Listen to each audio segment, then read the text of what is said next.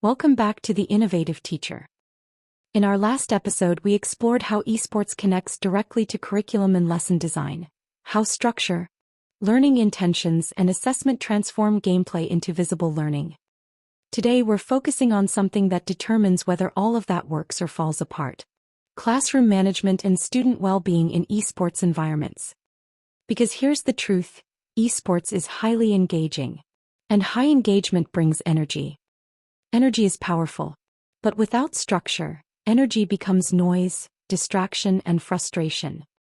With structure, it becomes focus, collaboration, and growth. One of the most important mindset shifts to make is this: if an esports session feels chaotic, it is rarely because of the game itself. It is usually because expectations were unclear before gameplay began. High excitement is not misbehavior. It is unmanaged engagement. When students are immersed, reacting in real time, communicating constantly, and competing under pressure, emotional intensity rises naturally. That doesn't mean something is wrong. It means the environment is active. Your role is not to suppress that energy, it's to channel it. And the place where that happens most effectively is before anyone touches a controller or keyboard. The most powerful classroom management moment in an esports session happens at the beginning. Before gameplay, before excitement peaks, before competition takes over. Students need expectations that are clear, visible, and repeated consistently.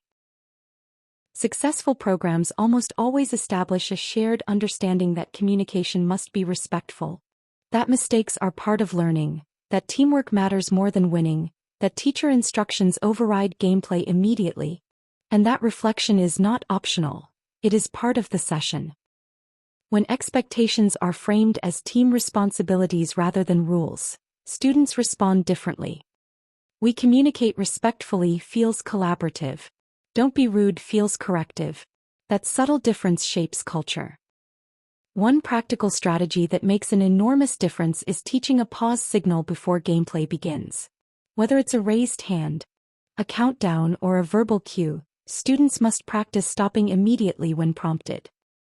If that routine is not established early, instructions during gameplay will be ignored. Not intentionally, but because attention is elsewhere. Another common challenge in esports environments is blame. When something goes wrong in a match, it is easy for students to default to, "You should have," or "That was your fault." That's where communication culture becomes central. In esports, communication is constant. Without guidance, students may default to unhelpful language. With guidance, they learn constructive teamwork dialogue. If you consistently model phrases like, "What could we try differently?" or "Let's adjust our strategy," students begin repeating them naturally. Tone spreads quickly in highly interactive environments. Calm facilitation produces calmer teams. Sharp correction often produces defensive responses. Students mirror what they hear. It's also helpful to assign rotating roles: strategist, communicator, analyst. When one student dominates discussion, role clarity redistributes responsibility. It ensures that participation is balanced and purposeful. Now let's talk about competition, because competition intensifies everything. Winning creates excitement. Losing creates frustration. Both are learning opportunities, if guided intentionally. The goal is not to remove competition. It's to teach students how to manage emotion within it. Losing, in particular, is one of the most powerful teaching moments available in esports. But only if you shift focus from outcome to insight. After a loss, instead of allowing the room to spiral into disappointment or blame, prompt reflection immediately.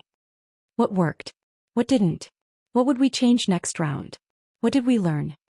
Those questions interrupt emotional escalation and redirect attention toward growth. Similarly, when students win, sportsmanship routines matter. Excessive celebration can create tension between teams. Reinforcing respect, calm acknowledgement, and readiness to reset keeps the environment balanced. Managing competition is really about emotional literacy. Students are learning to regulate adrenaline, disappointment, excitement, and peer pressure in real time. That is a life skill, not just a classroom skill. Now, alongside emotional management, physical and mental well-being must be built into sessions deliberately. A healthy esports lesson balances focus with movement. Strong programs include short structured breaks between rounds, posture reminders, hydration prompts, eye rest pauses, even quick emotional check-ins. Well-being is not separate from the lesson. It is part of the lesson. If breaks are introduced only after students are visibly fatigued, resistance increases. If breaks are built in proactively and normalized from the beginning, students accept them as routine. It can even help to explain that professional esports players use similar strategies to maintain focus and performance. Framing well-being as performance-enhancing rather than interruptive increases buy-in. Over time, when routines are consistent, students begin self-regulating without reminders. They adjust posture. They pause voluntarily. They check their tone. That's when you know the culture is embedding. Another critical skill in managing esports sessions is recognizing early warning signs before behavior escalates.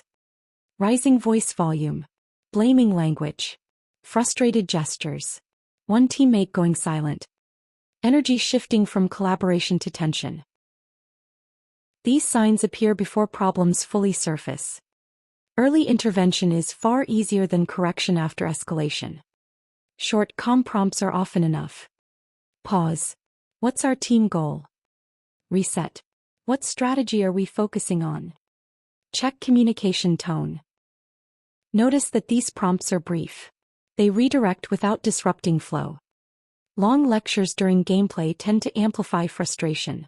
Calm micro-interventions maintain momentum while restoring structure.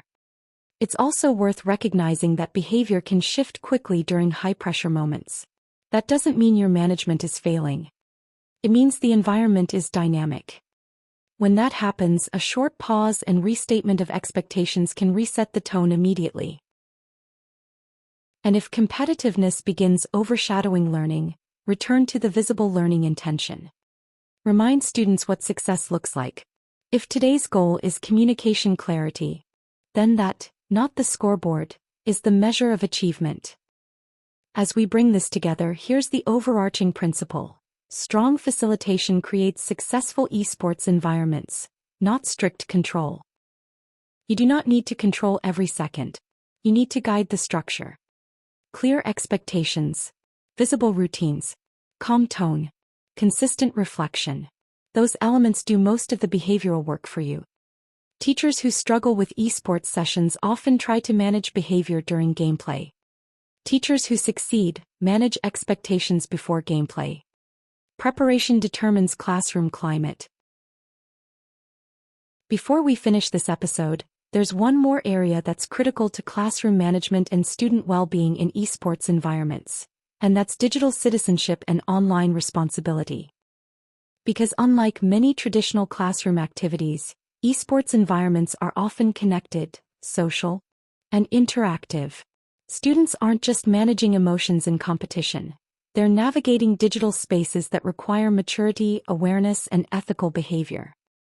One of the most powerful opportunities esports provides is the chance to explicitly teach online conduct in a real, lived context.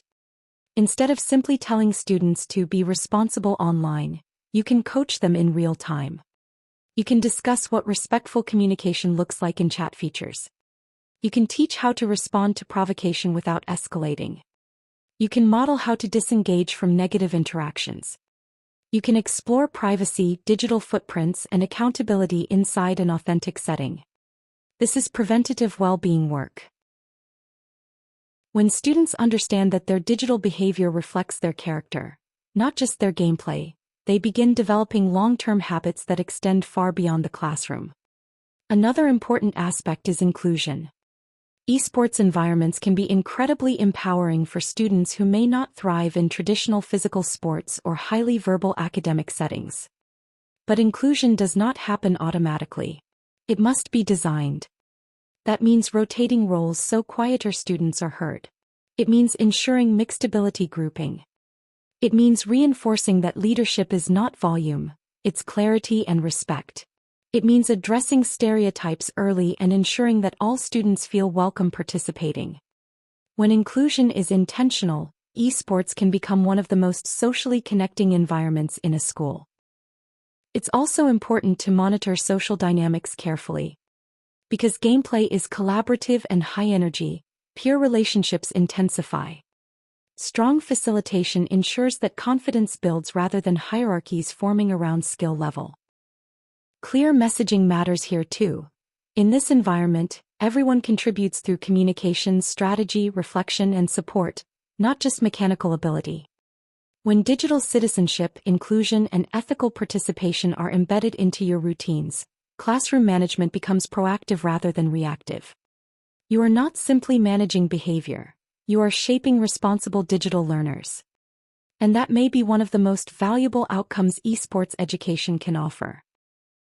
If you understand that structure prevents most issues before they arise, that expectations must be taught explicitly, that communication culture can be shaped intentionally, that competition can support emotional growth, that well-being routines improve both focus and behavior, and that digital citizenship and inclusion must be actively guided, then you're building a foundation that will support every future session. Esports does not create behavior problems. Lack of clarity does. When clarity is strong, engagement becomes an asset rather than a challenge. In our next episode, we'll move into the practical steps of setting up an esports program at your school, looking at equipment considerations, scheduling models, leadership buy-in, and how to launch in a way that is structured, sustainable, and aligned with your school culture. Until then, focus on preparation before play, culture before competition, and well-being alongside learning. Keep facilitating calmly, keep setting expectations clearly, and keep thinking like an innovative teacher. Thanks for listening.